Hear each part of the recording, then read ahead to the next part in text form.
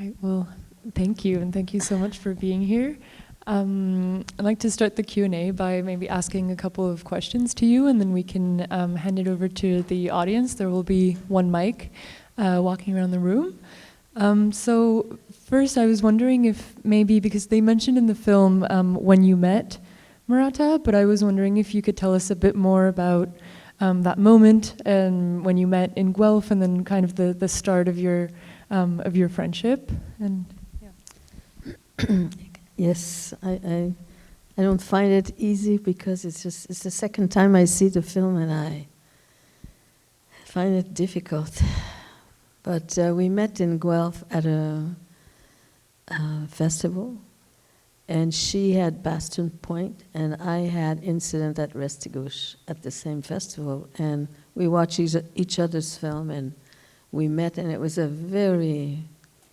it is two women, and it was so magical, and I just loved her, and she just loved me. I'm like, oh my God, it looks like a weird, you know? It was very, very beautiful, and I was so surprised to meet somebody. I've just felt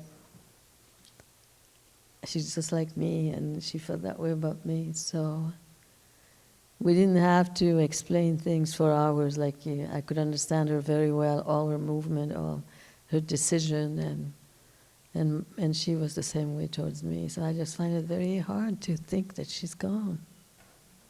Yeah. And Hippie was a very young boy at the time, and she brought him along to a lot of festivals where we were invited.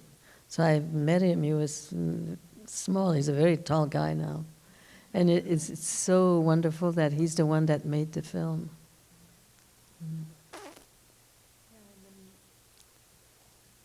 And also, so the title of the film is MERATA, How Mum Decolonized the Screen, and they talk a bit about how she was doing that in New Zealand. And then, well, you've been also, acclaimed as decolonizing the Canadian screen, and so I was wondering if you could talk a bit about more the Canadian context in which you were working, and that running parallel to MERATA's work in New Zealand. It's two different countries, and it's two different life, really. But when I look at what she went through in her life to get to finally do what it is that she felt she had to do, it's very different, but it's also was very difficult for me for a very long time. So whenever you decide to expose, especially injustices and the colonization, you're in trouble. Don't think you just go there and everybody say, oh, great. It's not like that. And but you never regret those decisions. And for me in this country now, I would say in the last, I keep saying mainly 10 years. In some cases, perhaps a little bit longer. But there has been a lot of changes here in this country.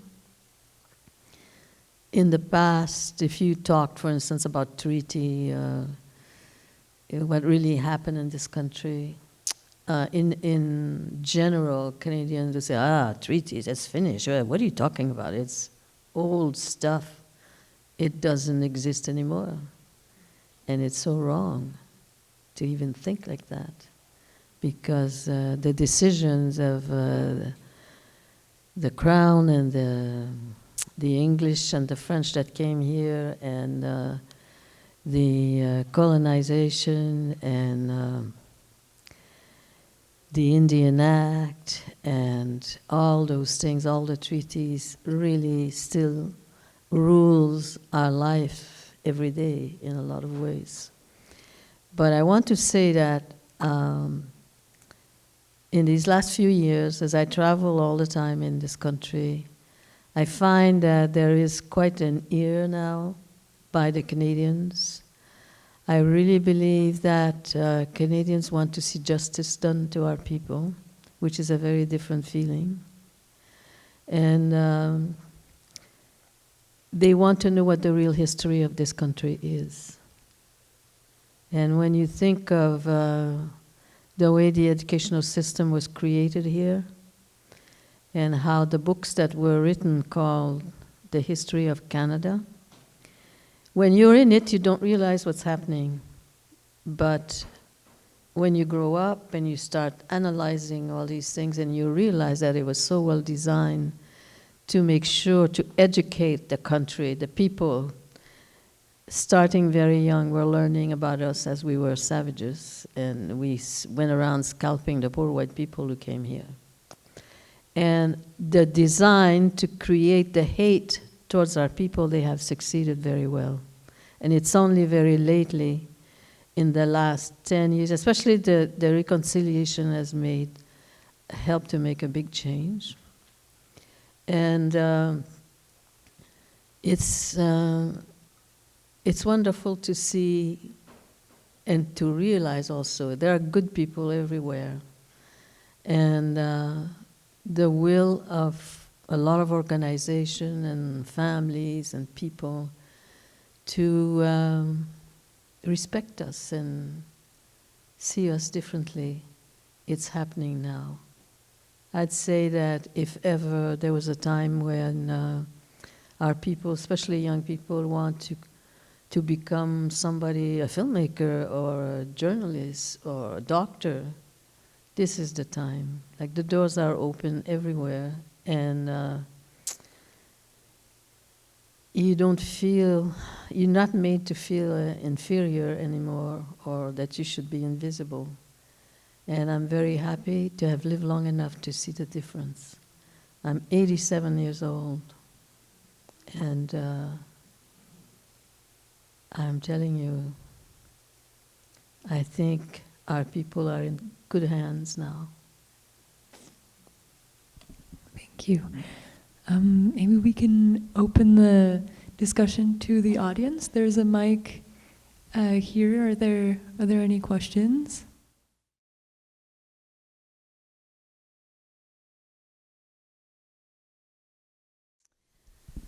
The first thing that I felt that had to be done as a young person, let's say when I was 16 years old, I was trying to figure out what could I do to change. Can you imagine? And I said the children have to hear a different story. And you know what? I was so right. And I thought, how am I going to go about that? I could sing, and I knew my history, and I knew a lot of stories. And I thought, I'm going to go and tell these children what it is all about to be an indigenous person here. And I started with the Scouts. I did a few trips with Scouts, and I just enjoyed every minute of it. And eventually I reached the classroom, and over the years I must have done hundreds and hundreds of schools across this country, some in the States and some in Europe also. And I would go to a school, maybe I would say 2 weeks there, and go from classroom to classroom, and recreation time I would run around with the kids and show them Indian games. Indians. Christopher Colombo, who was lost, of course, who thought he was in India, the name became official on us. So, and I enjoyed every minute of it. I learned, like in the 60s, 1960 is the first year we became Canadian citizen. I don't know if you realize what that means. It meant, for instance, previous to 1960, or I should say 1951, because in 1948, 49, when the United Nations were created, they obliged Canada to look at the way they were treating their indigenous people. And it was the first time that a paragraph was changed in the Indian Act, which permit, for instance, in a place like this, to go to university. You could not go to university without denying your race. You had to become Canadian citizen, therefore you were no longer an Indian that they called us. You were off the list. Now, just think of what that means. Then, 1951 was the first time that someone could go to university without having to do that. So 1951, I think, was the first year that some indigenous people went to university without being chastised.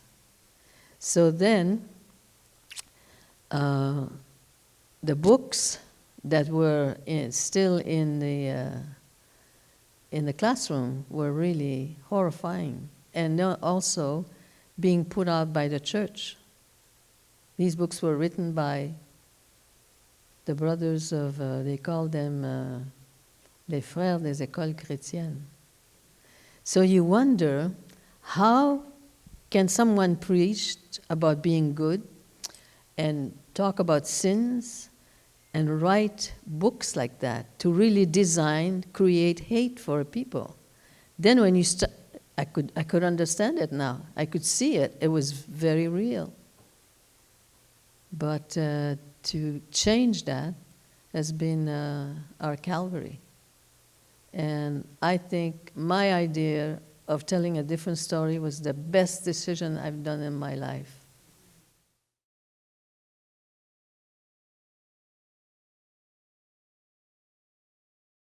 I think it was very difficult, especially also, but you can tell when she tells her story on film what it was like to get money, to be able to not being threatened, and always the police coming to her door, and it was awful. Took a very long time. But she has received so much respect all over the world that I think it really forced the people where she came from to start treating her more carefully. And she was here. We did, not me, but the festival here, Terre en Vue, made a retrospective of her work one time. It was really special. And when I turned 75 years old, she came to the big party at my house. And she was to leave like the next day of the party, very early morning, and I was to be in Ottawa, I don't know, like noon. But we had a big party, like a lot of people came to my house, and so the police came. There was a young student that came to the party, and she said, "Alanis, the police is on your stairs." It was 3 o'clock in the morning. So I said, "Oh yeah?" So I come down, and the police said, "It's 3 o'clock in the morning." I said, "Well, what's wrong with that?" He said, "We had 3 calls." I said, "Oh, don't worry, it's the same person who called you 3 times." He says, "It's not funny. If we get another call," I said, "What are you going to do? You're going to put me in jail? Because I had a party? I'm 75 years old. You got to give a little respect to me." So he said, "Well, we better not get calls." So we closed the door. We had a screen door, and we were singing and playing instruments and all sitting on the floor. By 3 o'clock, there was about 15 people sitting on the floor, and you know how it is. Yeah. So we closed the door, and we continue until 5 o'clock. So then everybody's gone. There is MERATA in me. She said, "Do you think we should go to sleep?" I said, "Sure, why don't we go to sleep for an hour?" She goes to her room, I go to my room. And the rest, I don't know anything about. It's someone who phoned me that she told it to. Apparently, I have my bedroom, a door open to go to the bathroom, and there's another door going out. And she got up very early, and she wanted to, I guess, I don't know, call a taxi to go to the airport. So she comes to the bathroom, and she doesn't see the step. And there is a step there. And she comes swinging and falls flat on me on my bed. And I never woke up. That's what I was told by phone, by someone who phoned me long distance from California. So I said, "Oh my God." And then I wake up. I don't know what time it is, but it's past the time. I said, "Oh my God, Marita's gonna miss her plane." I'll go rushing to her room. She's gone. So I said, oh, I better get going. I've got to go to Ottawa, and it was hard. So anyway, I went to Ottawa. I made it a bit late, but I got there. But I only found out that story that she fell on me, and she said, Alanis, we have to go. And apparently I said, and I never woke up. So that was the end of my party at 75 years old with MERATA. Well, we had so much fun.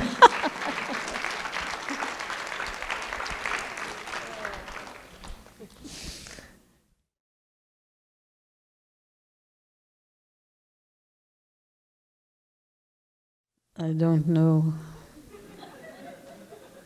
I don't think it's going to be easy.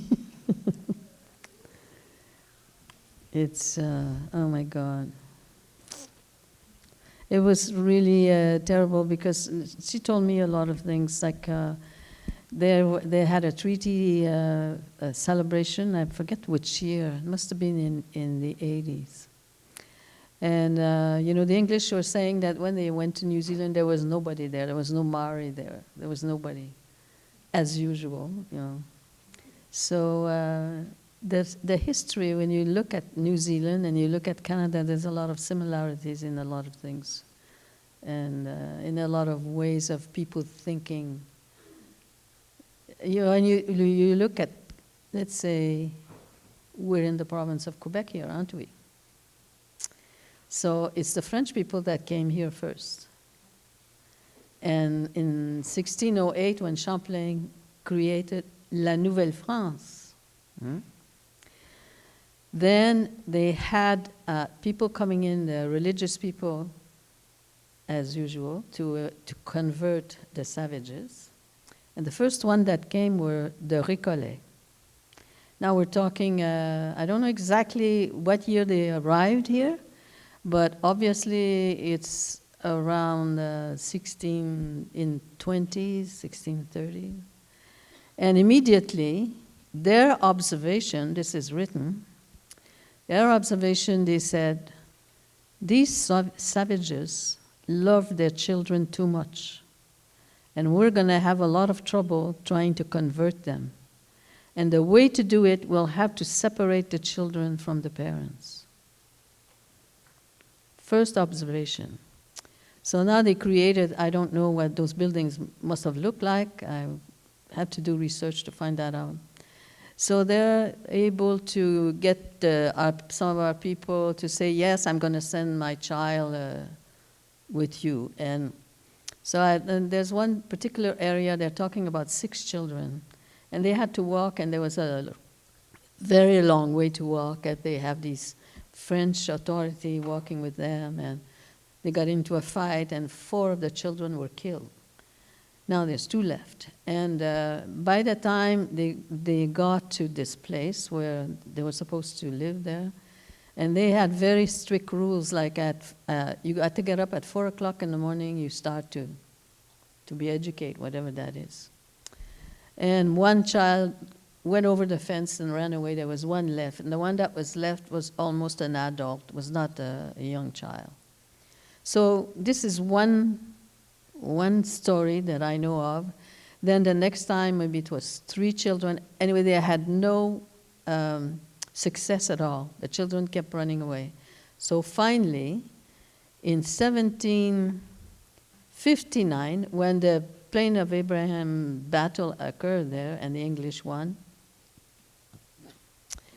now the French were under the English power, but could keep their religion, and they had to abide by the laws of the English. It's not before another group of people came. This time it was the Jesuits. And when you do the research, you see the same observation from the Jesuits. They said, this is not normal, the way these savages love their children. Same thing, and we're going to have to separate the children from the parents to be able to get somewhere and convert them. I just have a new film that came out in September, and the title of the film is Jordan River Anderson, the Messenger. This Jordan was a baby that lived until he was 5 years old.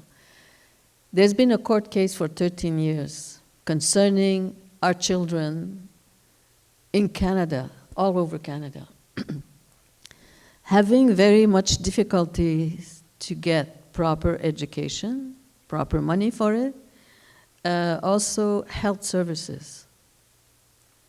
They won the case in 2016 when the tribunal said that there was discrimination towards our people and that it has to change, and ordered the government to really start helping people financially or with tools or whatever through Jordan's principle. Up until 2016, zero help or money went to our children. The way that you could get it was to give your child to the system so that the child can become the ward of the government. Then this child would go to a foster home, and then the government would help the foster parents to all the tools or the money that they would need for this child. Now notice, that's separating the child again from the parents. This idea of children, that our people don't know how to raise their children, like you have to separate them, this is the way that you're going to de-Indianize them and colonize them, of course, is still on today. They just won the case, and it's only since 2017 that the government finally started to help through Jordan's principle. Not only that, I made another film before. You should look at this. You see what the history of this country is. And during the years, 2007 is the year that the government passed a motion. It's called Jordan's Principle. And through that, you could get help, especially for people who are born with special needs and things like that. At one point, there was $11 million through the health system that had been put aside to help people who would apply to get help, money or like a wheelchair or things like that. A lot of people applied. At the government, through Indian Affairs, they had a system, a group of people who would make a conference. Let's say if you went to apply for your child, you need a wheelchair, you need money to travel to school, they would converse, make a conference together, analyze the system, the application. Never one could get any help. They'd say, oh no, it's not quite Jordan's principle, there's something here, it's not quite right. They never gave any penny out of that $11 million, and it was returned to, I guess, Treasury, I don't know. Now, since 2017, it's incredible. Everything changed. And I thought, oh my God, even inside the government, it's wonderful that they've done this, and it's so different. And so you say to yourself, it's possible to have justice. It's possible there are wonderful people within the government themselves that are there for the right reason. That's where we are now. But just think of children should be separated to get help. They'll help a stranger to take care of your child, but you won't get any help for your child. Who's going to love those kids more than the parents themselves? I sure would like to know. And that's the history here right now. But there's a lot of good things happening, and there's a lot of good people everywhere, and as I prove it again through this film, also in the government. It's wonderful what they did. But we have to make sure that this kind of system remains, because people who are born with special needs, children, they need help. And that's what it is. But for me, what kills me is this first observation that it's so in part of their way of thinking that I don't know if they realize how bad that is. And and that it's still that thought there. Anyway, I could talk to you all night, and you must be wanting to go home. Thank you for coming. Well, thank you.